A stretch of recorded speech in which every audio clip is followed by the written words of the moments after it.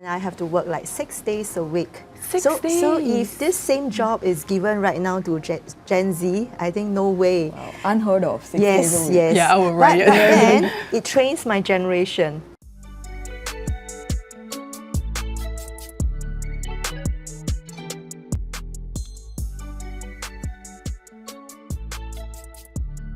Hi everyone, welcome to Can We Just Talk, the Career Edition. I'm Cheryl. As you might know, Can We Just Talk is a series where we provide insights and inspirations to help you live your best life.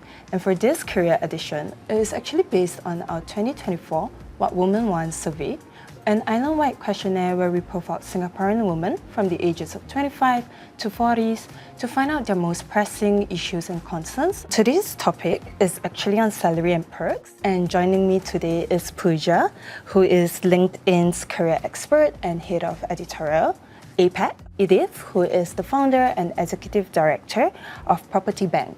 To kick things off, one of the major statistics that surprised me from the report was that although 57% of women reported that their salaries today are higher than what it was a year ago, actually 7 in 10 would consider accepting a lower salary in return for more perks and benefits, and 1 in 10 said that they would definitely do so. I think I personally was quite surprised by these numbers, and I was actually having dinner with a friend the other day, and she was telling me that she would accept up to like a 4-figure sum lower, so about $1,000 lower, in exchange from being able to work from anywhere in the world.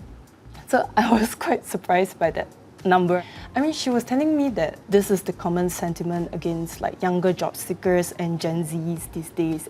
I mean, I'm a Gen Z myself, but I'm still quite shocked because $1,000 is a lot of money. So I'm wondering, what are the current perks and benefits that are moving the needle these days? And maybe we can start with you, Pooja. Given your expertise at LinkedIn, what do you see younger job seekers on LinkedIn? What are they looking for in terms of perks and benefits? Actually, I'm not surprised by that statistic. Okay. In fact, professionals share with us that they're looking for a lot of intangible and tangible benefits. So salary is not the be-all and end-all of what will attract them to a job or an opportunity. So some of the tangible benefits that they're looking for is work-life balance, career advancement, and internal mobility. So those are the tangible benefits. And then intangible benefits is culture and values. So today, Gen Z and millennials are putting a lot of focus on whether the company values align with their own personal values. So purpose is really important, and it's even more pronounced in Gen Zs. And I can see it in my team, right? The Gen Zs focus a lot on work-life balance. They focus a lot on culture and values, definitely. And even to the point where you think that they will accept a lower salary in exchange for like better work-life balance. Yeah, in fact, one of LinkedIn research says that 7 in 10 would actually focus more on culture and values than salary. So I see this trend becoming quite strong. Okay, that's interesting. Edith, in your opinion, are job seekers these days also, looking for more work-life balance, more maybe mentorship or upskilling opportunities? Definitely. I would say that in general, if we look at it, we only live one life, and it is even more pronounced for Gen Z. So if you look at it, I think from the survey itself, it is also kind of positively portraying that people want a wholesome life. So it's not just about work. So I think I share with Pooja that, I'm not surprised with the response, because we are now, compared to our older generation, it's about work-life balance, and it's about living a meaningful life. So we have also seen amongst the Gen Z that they will even take time off to care for the animals, to care for sustainability.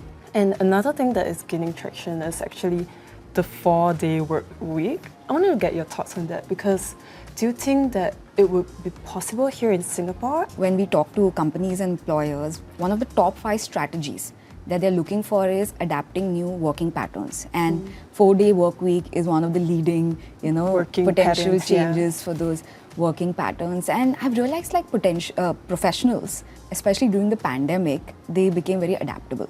So I think adaptability is really strong right now amongst professionals. So I think if and when 4-day work week becomes a reality, I think it will be a good adaptability both from the company side and also from professionals on that change. And definitely it will open up more opportunities for work-life balance, side hustles. Going back to Gen Zs again, side hustle is so important for them. You spoke about, right, you know, taking care of your pets or even caregiving, right? Correct. And so on. And in fact, because of that work-life balance, on the other side, productivity could also improve. Because, you know, companies are sending that signal that we trust you, right? We believe in you driving outcomes and results rather than those fixed hours. On these 4 days, I think to be fair to employers also, there are certain job will not require, or rather, I would say can't be on the 4-day work week. So I think like the service line, they would just have to stagger their roster, their work.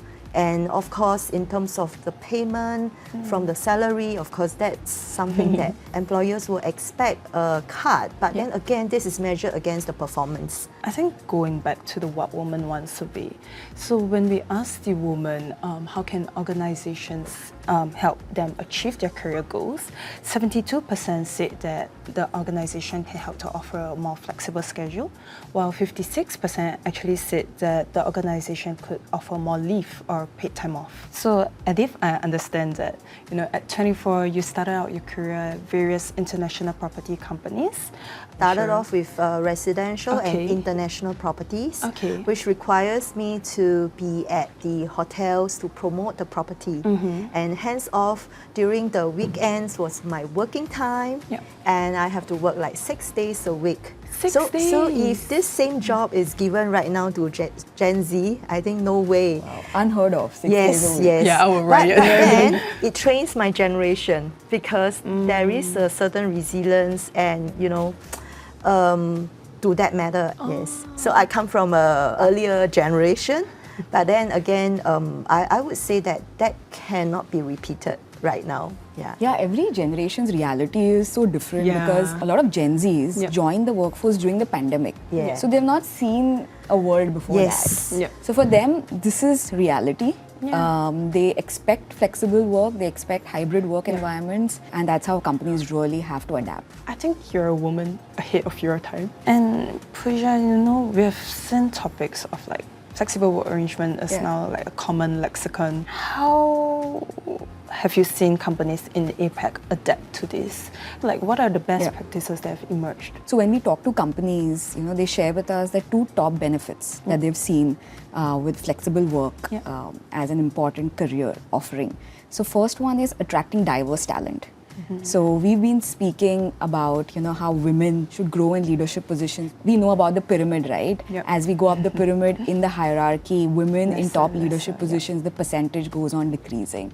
So companies are using flexible work as a way to attract diverse talent. So whether it's top women performers, it could also be Gen Z and millennials.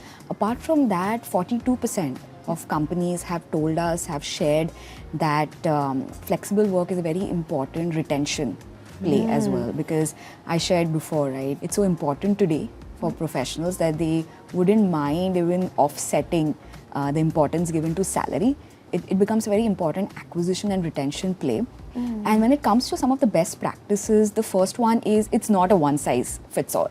So every individual is so different. Like I have a 3-year-old toddler, some other, you know, woman would just be a newborn, right? She just came back from maternity leave. So especially women are at different stages of their career and also their personal life. So there is no one size fits all, and every individual is different, every team is different. Then the second thing is how can we create that culture of trust?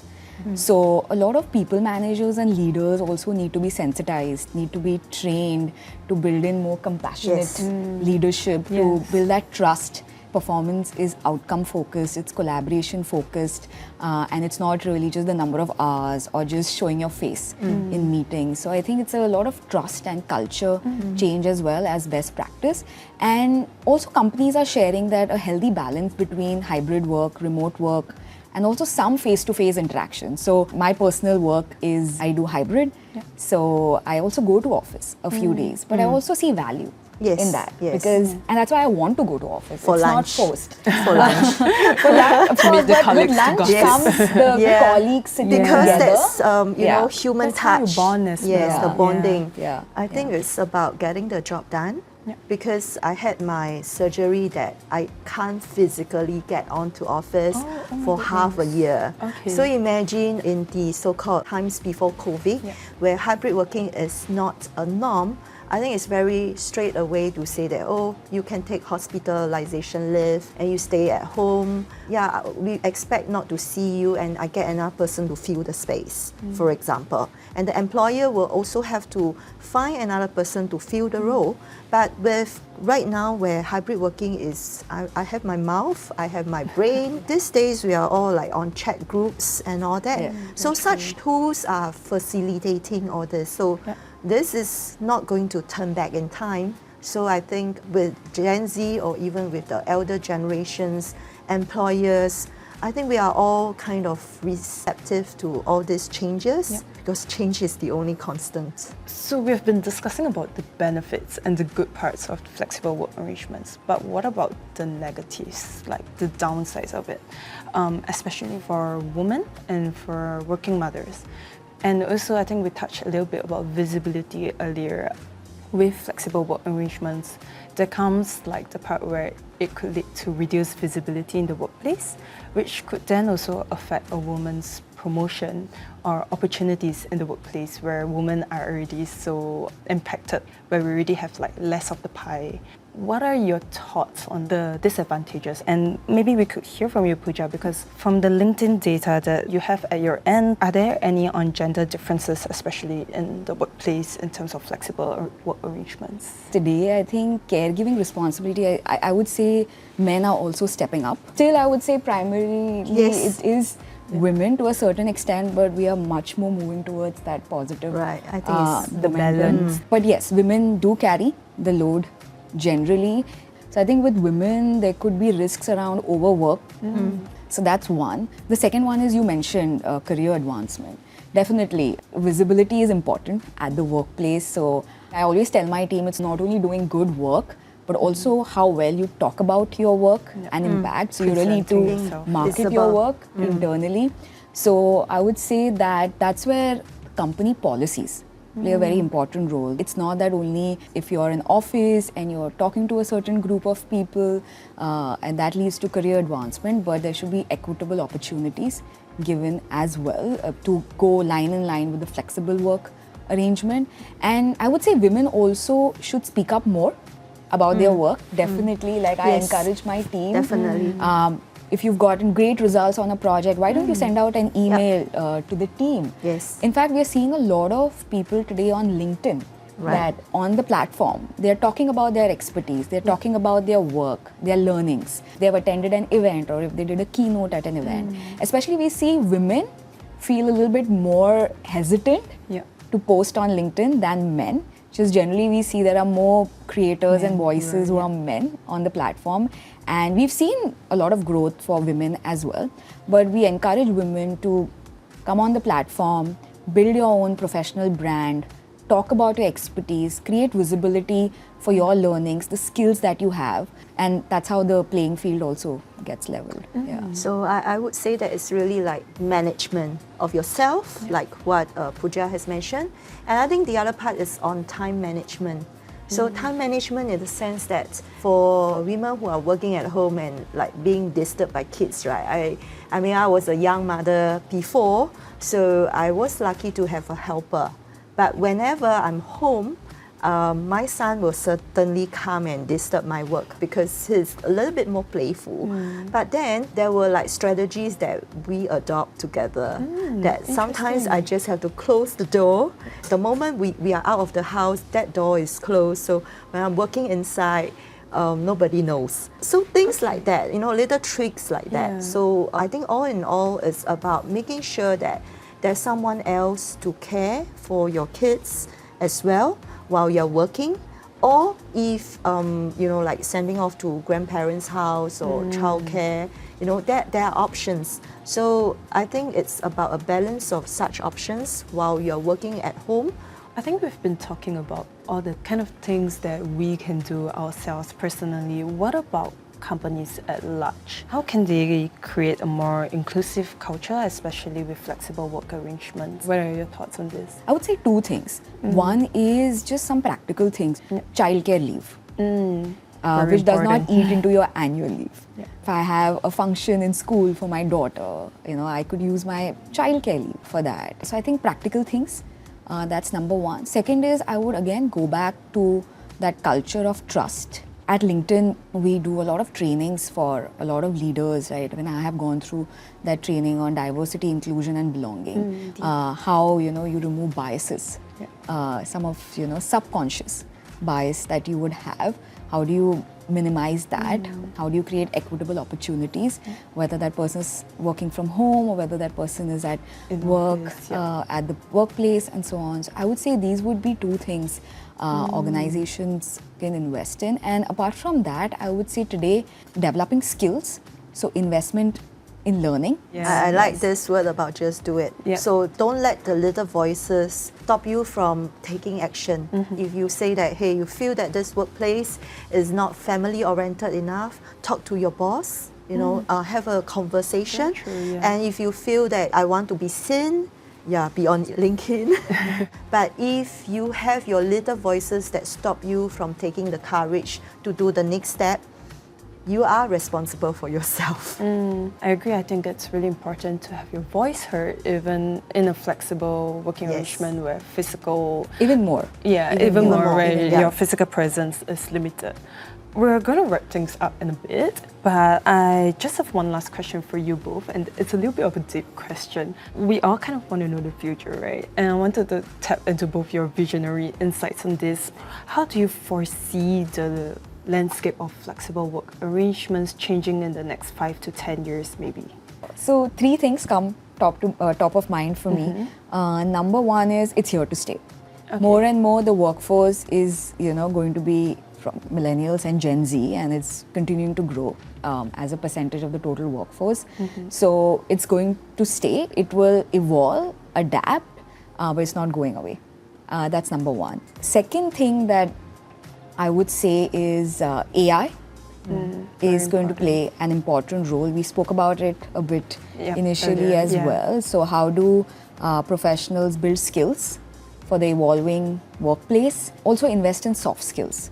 So if AI, as a tool will help you with a lot of repetitive tasks, the skills that will become very important for you would be critical thinking, communication, creativity. So how do you build those skills? And the last one I would say is there will be more and more concentration from companies on just the entire well-being of their employees, right? Work-life balance, mental health, investments in those space. It's here to stay, flexible work. There'll be investment from companies in skills building and learning, especially with AI becoming so important. And last but not the least, I would say entire well-being and mental health of professionals. I will add on to physical spaces also here to stay because of the fact that everybody is thinking that hybrid work, you can always work from home, and for office space, employers actually even spend top dollars per square foot to have a nicer environment, sea facing, especially for the tech companies because they are competing for talents. So minus the size, because it used to be everybody is at office, now it's taken a shift and a more collaboration space, but you cannot go without an office space. I think it's going to be best of both worlds. So Very when you're in hybrid. the office space, that's where collaboration is happening, team building is happening, great culture building is happening, and working from home, that's where the flexibility. So I think best of both worlds. I think that's a very interesting note to end on as well, that we would still need physical spaces and that balance is crucial in everything that we do actually. Thank you so much, ladies, for joining me here today. Our pleasure. I really appreciated your insights and I feel like I learned a lot as well. If you've made it all the way to the end of this episode, thank you so much for watching. We have a lot more content and videos coming up and I'm super excited for the next one. In the meantime, please head over to herworld.com as well as pick up a copy of our print issue for more career, money, and wellness content. Thank you. Thank you.